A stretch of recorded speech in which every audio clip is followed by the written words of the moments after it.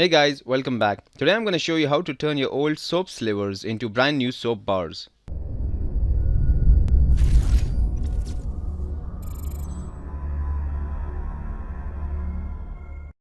So usually you throw out the little soap slivers because they're too small to use or whatever the reason. Well, you don't have to anymore. You can recycle them into new bars of soap using some regular household supplies. This is what you'll need. Soap slivers, I've got about 2 cups of them, some food coloring, fragrant oils, molds of some sort. I'm using silicone cupcake molds, but you can use a muffin tray as well, and some shower gel. Actually, you can do this with just the soaps and the molds. The coloring oil and shower gel are there just to give it some extra color, scent and foam. First, what you've got to do is to chop down your soap bars into as small pieces as you can. I did have better knives, but this is the legendary blade that me and Fungineers used to experiment with the Nokia 3310 Classic last week. The link for that video is in the description below. Don't go now, watch this video first.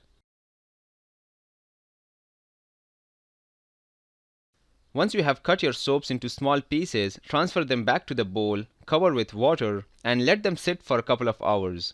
Even a complete day won't do any harm. It will just make our next step easier. Now transfer the mixture to a pan and place it on the stove. And turn the heat to medium. This is gonna take a while, so you have to be a little patient.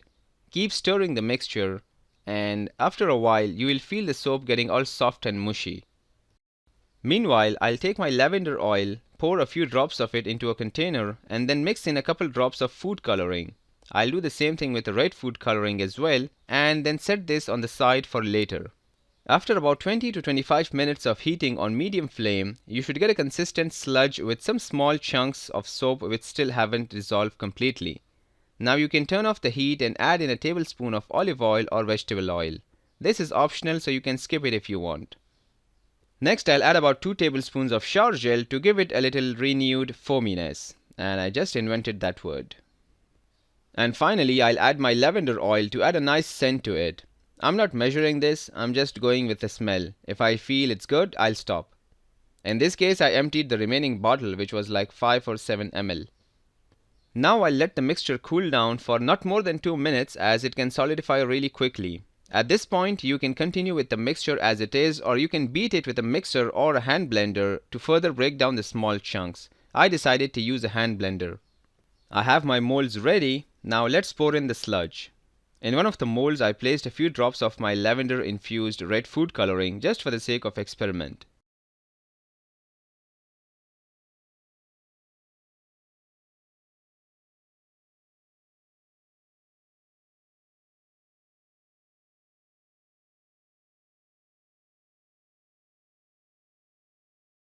After I have poured in the individual soaps, I'll go ahead and place a few drops of my scented food coloring on each of the soap and then use a toothpick to swirl it around. You have to do this quickly because the mixture hardens up really quickly.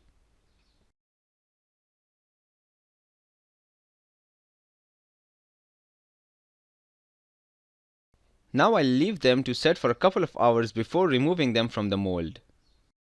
Alright, it's been about 12 hours and it's time to remove the soaps from the molds.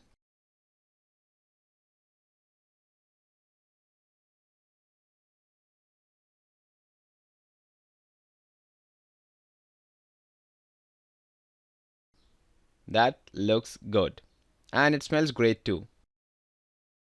This is one added advantage of using silicone molds. You can easily remove the mold from the soap instead of struggling to remove the soap from the metal muffin tray without damaging it.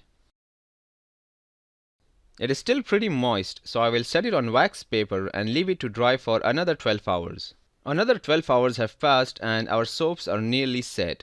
I would still give them another couple of days to set properly, but even at this stage they are ready to use. I'll cut up one in halves to show you the cross section. You might notice my soap looks a lot like a sponge with so many air bubbles. Well, this is because of the hand blender. When I whisked the mixture with a high-speed blender, it trapped a lot of air in it, and after pouring it onto the molds, it solidifies so quickly that there isn't enough time for the air bubbles to escape.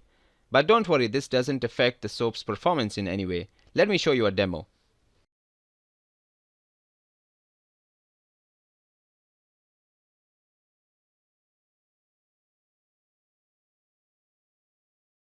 There you go, nice and clean. That's it for now guys, I hope you liked this video, and if you did, don't forget to hit that like button below and subscribe to my channel for more gadget reviews, life hacks and facts. Make sure you like my page on Facebook and follow me on Twitter, Google+, and Instructables. Click on the thumbnails to watch my other videos or check out my YouTube channel for more. And as always, thanks for watching.